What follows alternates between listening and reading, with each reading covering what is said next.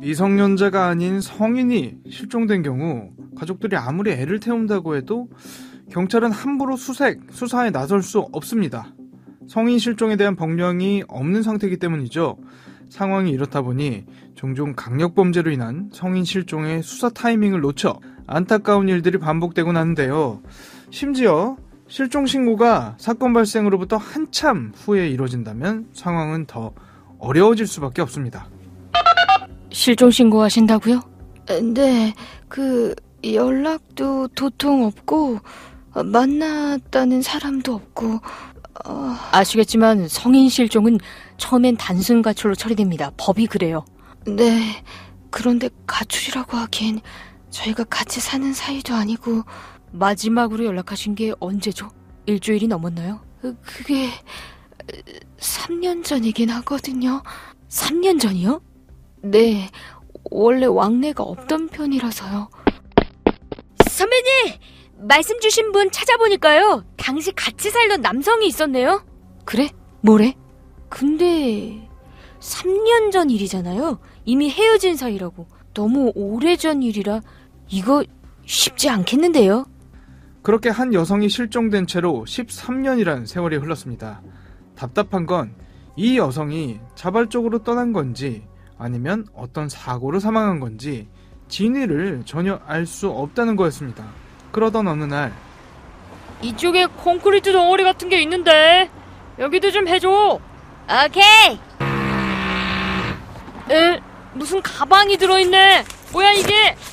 뭐야, 이거 사람 아니야? 놀랍게도 실종됐다던 한 여성은 자신의 남자친구가 살던 옥탑방에서 콘크리트 구조물에 갇힌 채 발견됐습니다. 도대체 무슨 일이 있었던 걸까요? 오늘 사건 엑스파일에서 이 사건 자세히 다뤄보겠습니다.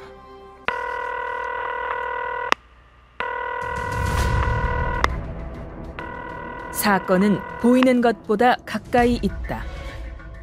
이원화 변호사의 사건 엑스파일. 안녕하세요. 이원화 변호사의 사건 엑스파일 이원화입니다. 오늘도 로엘 법무법인 이서연 변호사와 함께합니다. 변호사님 어서 오세요. 안녕하세요. 로엘 법무법인 이서연 변호사입니다. 이거 하마터면 미제로 남을 뻔했던 사건입니다. 최근 남성 B씨가 체포됐는데 살인 혐의로 구속이 됐죠? 어떤 일이 있었던 겁니까? 네, 남성 B씨와 피해자 A씨는 연인 관계였는데요. B씨는 2008년 10월 10일경 자신이 살던 옥탑방에서 동거녀 A씨와 다투던 중 둔기로 머리와 얼굴 등을 때려 살해한 혐의로 구속이 되었습니다. 그런데 방금 여자친구를 살해한 게 2008년이라고 하지 않으셨어요? 그런데 구속된 게 얼마 전이잖아요.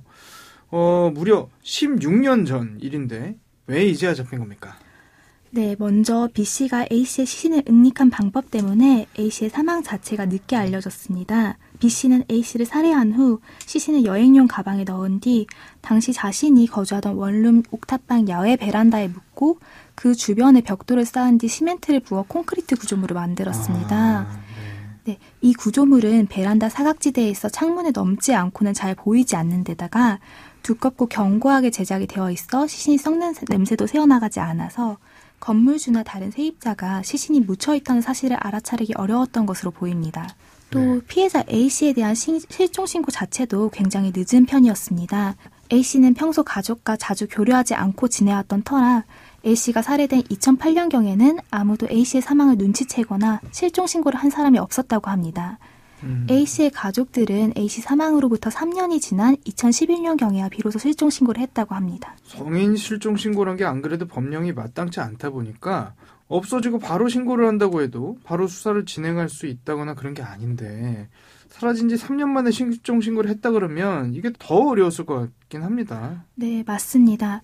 A씨 가족들이 실종 신고를 했을 때는 이미 범행으로부터 3년이 지난 시점이어서 CCTV 영상이나 통화 내용 확보가 어려웠습니다. 또 실종 신고를 접수한 경찰은 당시 A씨의 동거인이었던 B씨를 상대로 참고인 조사를 진행하기도 했는데요. B씨는 이미 오래전에 A씨와 헤어져서 아는 것이 없다고 진술했습니다. 경찰 당국도 같이 살던 남성이 의심스럽다 생각은 했지만 잡아둘 근거라든지 이런 게 마땅치 않았던 거군요. 네. 그래도 당시에 집 압수수색이라도 해봤으면 어땠을까 싶긴 한데 쉽지는 않았겠죠. 그렇습니다. B씨는 참고인 조사를 받으면서 피해자 A씨와 헤어진 지 오래라고 진술을 했고요. 실제로 당시 A씨가 사망한 지 이미 3년이나 지난 상황이기에 너무나 당연하지만 B씨의 옥탑방에서 피해자가 생활한 흔적이 나오지 않았습니다. 네, 무엇보다도 피해자의 생사도 불분명하고 시신도 발견되지 않은 상태라 B씨에 대한 구속영장 신청 자체가 어려웠습니다. 그러면 실종 사건은 별다른 성과 없이 미제로 남았습니까? 네, 그렇습니다. 별다른 인적, 물적 증거가 없어 더 이상 수사가 진전되지 못하고 미제 사건으로 남게 되었습니다. 그러다가 범행으로부터 16년이 지난 올해 8월경 반전의 계기가 되는 사건이 발생하게 됩니다. 어떤 일이 있었던 걸까요? 올해 8월 건물 베란다 누수 방지 공사를 하는 과정에서 A씨의 시신이 담긴 가방이 발견이 된 것입니다. 네, 발견 당시 시신은 가방 속에서 밀랍 인형처럼 변해 있었는데요. 다행히 시신이 완전히 백골화된 상태는 아니었기에 지문도 확인이 되어서 이 시신이 2011년 실종되었던 그 여성이었다는 점이 확인이 되었습니다. 공사를 하지 않았다면 영원히 묻힐 뻔했던 그런 사건이었다 싶은데요. 사건이 이렇게도 연결되고 풀릴 수 있구나 그런 생각이 듭니다. 네, 맞습니다. 국과수 부검 결과 피해자의 사망 원인이 둔기에 의한 머리 손상이었다는 점이 확인이 되었고요. 경찰은 피해자와 동거하던 남성을 유력한 용의자로 특정하고 긴급 체포했습니다. 이 부분이 좀 웃기다고 표현하면 좀 어폐가 있습니다만 범인은 자신의 완전 범죄를 위해서 시멘트 콘크리트를 해서 피해자를 그 안에다 묻었는데 그게 오히려 피해자를 완벽하게 보존하는 결과가 됐기 때문에 부검까지 가능했고 자기가 자기의 꼬리를 밟은 그런 결과가 된 것 같아요. 그런데 범인이 그렇게까지 치밀하지는 않았다 싶은 게 자신이 누군가를 살해해서 베란다에 묻어놨다는 거를 잊었을 리는 없잖아요. 그렇죠. 네. 근데 그걸 그냥 두고 갔다는 게 이걸 어떻게 봐야 할지 모르겠습니다. B씨는 범행 후에 이 옥탑방에서 2016년까지 8년간 살았습니다. 이후에 B씨는 2016년경 마약 투약 혐의로 구속이 되어서 1년 동안 교도소에서 복역을 하다가 이듬해 출소한 뒤에는 경남 양산에 거주했기 때문에 이 옥탑방은 오랫동안 빈집으로 방치되어 있었다고 합니다. 빈집으로 방치됐군요. 이 사람이 마약으로 형을 살고 나왔다 이런 얘기 하셨습니다. 네, 맞습니다. B씨는 이번 조사 과정에서도 필로폰 투약 혐의가 확인되기도 했습니다.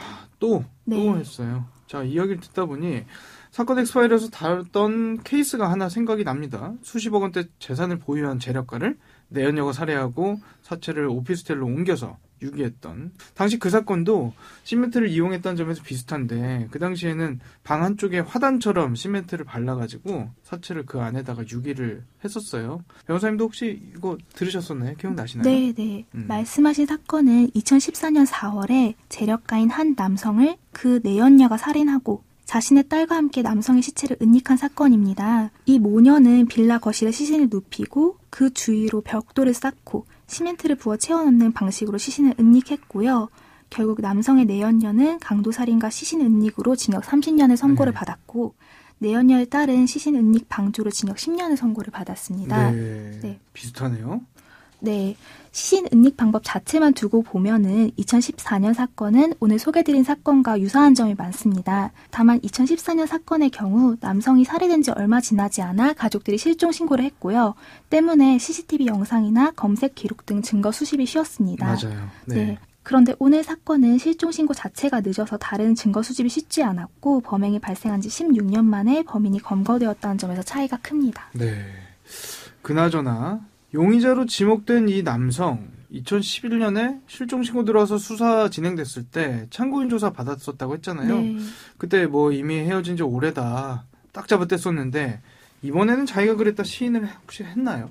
네, 시인을 했습니다. B씨는 처음에는 경찰에 체포해낼 때까지만 해도 범행을 부인을 했는데요. 수사가 진행되면서 결국 자신의 범행을 시인을 했습니다. B씨는 A씨와 다투다가 살인하게 되었고 살인에 사용한 둔기는 거제 앞바다에 버렸으며 집주인이 이 보일러실 보수를 하려고 놔둔 시멘트와 벽돌을 시신을 은닉하기 위해 이용했다고 진술을 했습니다. 그런데 조사 과정에서 B씨는 A씨 때문에 내 인생이 이렇게 됐다며 피해자를 탓하는 뻔뻔스러운 모습도 보인 것으로 알려졌습니다. 참 황당하네요. 자, 경찰이 보강 수사를 더 하고 검찰로 사건 넘기면 이제 재판이 진행이 될 텐데 당연히 살인 혐의가 적용이 되겠죠? 네, A씨를 살인한 부분에 대해서는 살인 혐의가 적용될 것으로 보이고요. 이번 조사 과정에서 밝혀진 필로폰 투약 관련 혐의 역시 적용되어 처벌될 것으로 보입니다. 아, 그러네요. 네.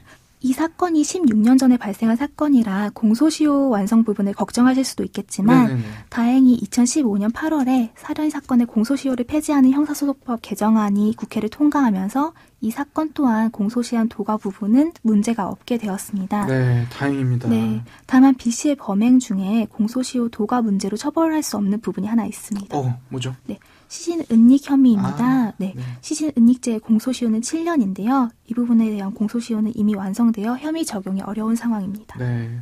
저는 이야기 들으면서 걱정되는 부분이 혹시 지금은 자백했다고 해도 재판 진행하면서 사실 내가 그런 거 아니다. 말 바꿀 가능성, 특히 범행 동우가 없잖아요. 네. 지금 거제 앞바다에 버렸다고 했는데 옛날에 버린 거를 찾아올 수 있는 상황도 못 될 거고, 그리고 사체 은닉대가 또 공소시효가 지났다고 했는데 내가 당시 무섭고 놀라서 은닉한 거 맞는데 죽인 건 아니다. 이렇게 진술을 번복할 가능성. 듣기에는 황당하지만 이런 경우가 없었던 게 아니잖아요. 네. 변호사님께서는 어떻게 보세요? 네, 진술 번복 가능성을 전혀 배제할 수는 없는 상황이긴 합니다. 네. 사건 엑스파일에서도 이전에 다뤘던 사건인데요.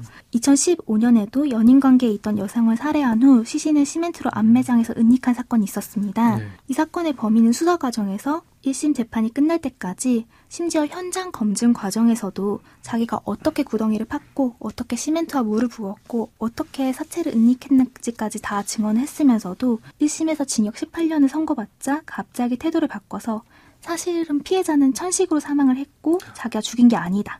자기는 사망한 피해자를 은닉하기만 했을 뿐이다 라는 식으로 주장을 하면서 항소를 했습니다. 네. 다행히 2015년 사건의 항소심 재판부는 가해자의 이런 주장을 전혀 받아들이지 않았고 결국 상고심까지 거쳐서 1심형이 확정됐습니다. 네. 이 사건에서도 부디 비슷한 결과가 나왔으면 좋겠습니다. 네.